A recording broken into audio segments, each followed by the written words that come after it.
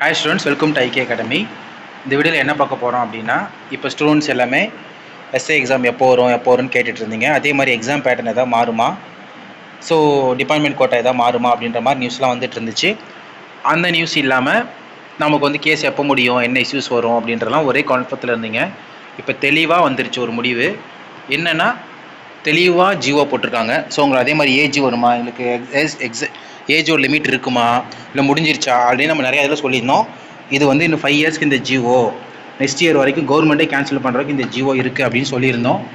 So நிறைய students வந்து அது கால் பண்ணி மெசேஜ் நிறையா டைமில் கேட்டிங்க, வீடியோவும் போட்டிருந்தோம். இந்த ஜியோ பொறுத்த வரைக்கும் அவ்வளோ சீக்கிரம் க்ளோஸ் ஆகாது, கவர்மெண்ட் சைட்லேருந்து க்ளோஸ் பண்ணால் தான் முடியும் அப்படின்னு சொல்லியிருந்தோம். ஸோ அதுக்கான டீட்டெயில்ஸும் போட்டிருக்காங்க இந்த ஜியோலையே. தெளிவாக உங்களுக்கு ஜியோ கொடுத்துருக்காங்க. இதில் வந்து என்ன தெரிஞ்சுக்கணுன்னா, ஃபஸ்ட்டு வந்து இந்த கேஸ்லாம் வராமல் இருக்கிறதுக்காக ஃபஸ்ட்டு வந்து ஓப்பன் ஸ்டூடெண்ட்ஸ்க்கும் நம்மளுடைய எக்ஸாம் அதாவது ஆல்ரெடி ஜாபில் இருக்க பிசிஆர் வந்து எஸ்ஐக்கு வர டிபார்ட்மெண்ட் ஸ்டூடெண்ட்ஸ்க்கும் சேம் எக்ஸாம் கொண்டு வந்திருக்காங்க. மொதல் வந்து பார்த்திங்கன்னா இந்த கேஸில் மெயின் வந்தீங்கன்னா அவங்களுடைய சீனியாரிட்டி இஷ்யூஸ் வரும். அவங்கள வந்து அங்கங்கே ஃபிக்ஸ் பண்ணுவாங்க. ஸோ அவங்க ஒரு மார்க் எடுப்பாங்க. அவங்களுக்கு வந்து லா பேப்பர் கஷ்டமாக இருந்தது, அதனால அவங்கள வந்து சீனியாரிட்டி ஃபிக்ஸ் பண்ணுவாங்க. அந்த சீனியாரிட்டிக்காக அவங்க வந்து சில பேர் கேசஸ் போட்டிருந்தாங்க. இப்போ வந்து பார்த்திங்கன்னா அதை வந்து தூக்கிட்டாங்க. ஸோ தூக்கிட்டு 2 பேருக்கு ஒரே எக்ஸாம். ஸோ சேம்ஸ் 140 மார்க்ஸ். ஸோ அவங்க வந்து லா பேப்பர் படிக்கணும், புது லா போகணும். ஸோ டிஃப்ரெண்ட்டாக கொஸ்டின்ஸ் டஃப்பாக இருக்கும். அது எல்லாமே இப்போ மாறிடுச்சு. ஸோ அதுக்கடுத்து பார்த்தீங்க அப்படின்னா இந்த ஜியோவில் என்ன சொல்லியிருக்காங்க அப்படின்னா, ஸோ இந்த ஜியோ தெளிவாக பண்ணணும். இது எல்லாமே கோர்ட் கேஸ், இத்தனை பேர் இந்த ஸ்டூடெண்ட்ஸ் பண்ணாங்க, இதெல்லாம் வந்து வருது. இப்போ நம்ம ஃபைனலாக இந்த ஜியோ பாயிண்ட் தெரிஞ்சுக்கணும்னா கடைசி பாயிண்ட்டுக்கு போயிடுறோம்.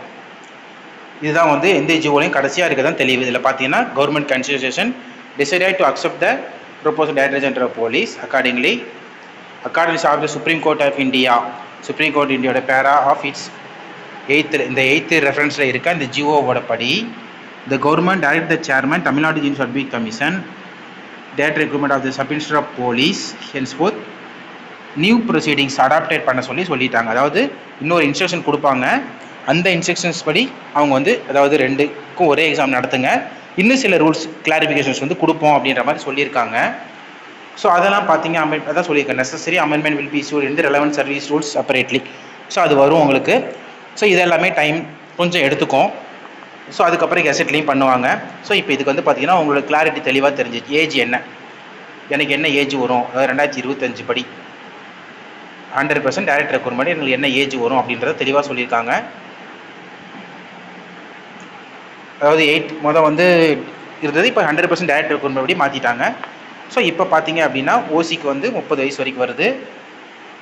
ரிசர்வேஷன் டில் 12/9/2026. ஸோ நம்ம தான் சொல்லியிருந்தோம், இந்த ஜியோ போட்டிருந்தது படி அவங்களுக்கு வந்து 5 இயர்ஸ் எக்ஸாம்ஷன் சொல்லியிருந்தோம்.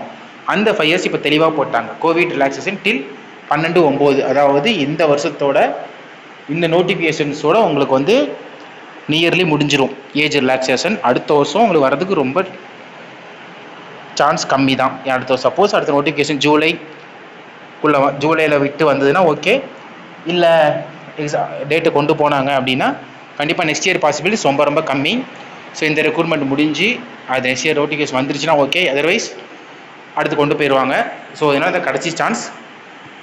அதுக்கடுத்து பார்த்தோம் அப்படின்னா பிசிஎம்பிஸ் 32, SC/ST 35 இயர்ஸ், டிஸ்ட்ரிபியூட்டோ டைரக்ட் ஜெனரல்ஸ்க்குலாம் ஒரு ஏஜ் இருக்குது. அதுக்கப்புறம் சொல்லியிருக்காங்க இந்த ஜியோஸ் எதில் வந்திருக்குன்றதை சொல்லியிருக்காங்க. ஸோ எக்ஸாம் பேட்டர்ன் பார்த்தீங்கன்னா as usual Tamil eligibility 40 marks, common exam 70 marks, general knowledge 40 marks. So 70 marks இருக்குது, 70 கொஷின்ஸ். அதுக்கப்புறம் சைக்காலஜி வந்து உங்களுக்கு வந்து 40 மார்க்ஸ். ஸோ உங்களுக்கு வந்து எக்ஸாம் பேட்டர்னை கொண்டு வந்துட்டாங்க இந்த மாதிரி. இதுக்கு நீங்கள் வந்து எடுக்க வேண்டியது வந்து இந்த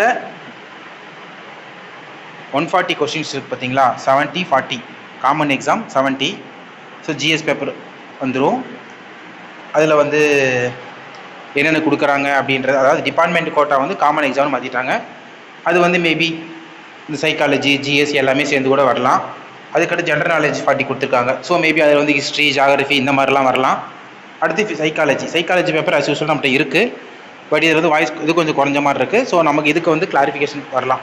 மேபி இந்த எக்ஸாம் நடந்தால் நமக்கு வந்து தெரியலாம். ஸோ இந்த மாதிரி வந்து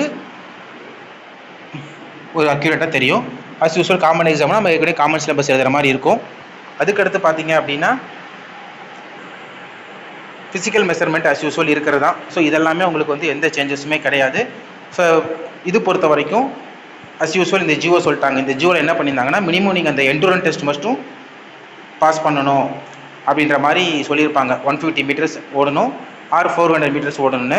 இதுதான் உங்களுக்கு மஸ்ட்டு. மீதி இருக்க இந்த டெஸ்ட்லாம் வந்து நீங்கள் பாஸ் ஆனாலும் ஃபெயில் ஆனாலும் உங்களை அடுத்த ஸ்டேஜ் கூட்டி போவாங்க. என்னென்னா நீங்கள் எடுக்கிற மார்க்கை மட்டும் ஸ்கோரிங்கில் சேர்த்துப்பாங்க. மற்றபடி நீங்கள் இதில் ஒன்றில் ஃபெயில் ஆனாலும் சிங்கிள் ஸ்டார் வாங்கினாலும் அதை பற்றி கவலை கிடையாது, அடுத்த ஸ்டேஜுக்கு போயிடுவாங்க. ஸோ இதான் இந்த நேச்சர். இப்போ என்ன வரப்போகுது அப்படின்னு பார்த்தீங்கன்னா ஸ்போர்ட்ஸ் மார்க்ஸ் இது எல்லாமே. ஸோ இது ஓகே சார், இப்போ கிளாரிட்டி கிடச்சிருச்சு. இப்போ என்ன பண்ணுவாங்க, எக்ஸாம் உடனே வச்சுருவாங்களா? இந்த கேள்விக்கு வந்து பார்த்தீங்க அப்படின்னா நமக்கு 2 விஷயம் தேவைப்படுது. ஃபஸ்ட்டு ரீசன் வந்து என்ன அப்படின்னா உங்களுக்கு வந்து இந்த கவர்மெண்ட் வந்து சில செப்பரேட் ஆர்டர்ஸ் கொடுக்கணும். அந்த ஆர்டர்ஸ்க்கு கொஞ்சம் டைம் எடுத்துப்பாங்க அமெண்ட்மெண்ட் பண்ணுறதுக்கு சர்வீஸ் ரூல்ஸை.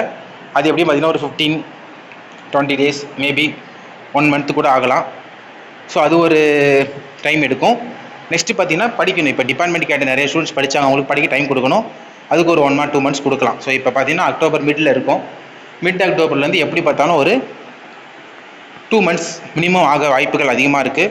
ஸோ உங்களுக்கு எக்ஸாம்னு பார்த்தீங்கன்னா எப்படியும் அக்டோபர் மிட்டு தாண்டிடும் தான் எக்ஸ்பெக்ட் பண்ணுறோம். ஸோ இந்த சர்வீஸ் ரூல்ஸ் எக்ஸ்பெக்ட் பண்ணணும், ப்ளஸ் வந்து படிக்க டைம் கொடுக்கணும். எப்படி பார்த்தீங்கன்னாலும் அக்டோபர் மிட்டிலேருந்து நவம்பர் மிட்டு வரைக்கும் கூட வாய்ப்பு இருக்குது. ஸோ இல்லை சர்வீஸ் ரூல்ஸ் டைம் ஆகுதுன்னா மேபி இன்னும் கொஞ்சம் டைம் ஆகலாம். பட் அந்தளவுக்கு தள்ளுவாங்கங்கிறது நமக்கு ரீசன் தெரியல. பட் அக்டோபர் மீட்லேருந்து நவம்பர் மீட் மாதிரி நம்ம ஞாபகம் வச்சுக்கலாம். இல்லை ஒரு 10 நாள் முன்னாடி கூட வச்சாலும் வைக்கலாம். ஒரு 50 days, இப்போ டிஎன்பிஎஸ்சி 40 days 50 days டைம் கொடுக்குறாங்க இல்லையா, அந்த மாதிரி கொடுக்கலாம். அப்படி கொடுத்தா டிபார்ட்மெண்ட் ஸ்டூடெண்ட்ஸ் கொஞ்சம் கஷ்டம். ஸோ இதுதான் இதில் அடுத்து ஓப்பன் டிபார்ட்மெண்ட் ஸ்டூடெண்ட்ஸ்க்கு அட்வான்டேஜ் இருக்கா அப்படின்னா ஓப்பன் கோட்டாவுக்கு அட்வான்டேஜ் இருக்குதுன்னு பார்த்தீங்கன்னா ஓப்பன் கோட்டா ஸ்டூடெண்ட்ஸ் கொஞ்சம் அட்வான்டேஜ் தான் இருக்குது. ஏற்கனவே லைட்டாக இருந்தது. இப்போவும் பார்த்தீங்கன்னா உங்களுக்கு வந்து இந்த 20% கோட்டாவுக்குள்ளே வந்து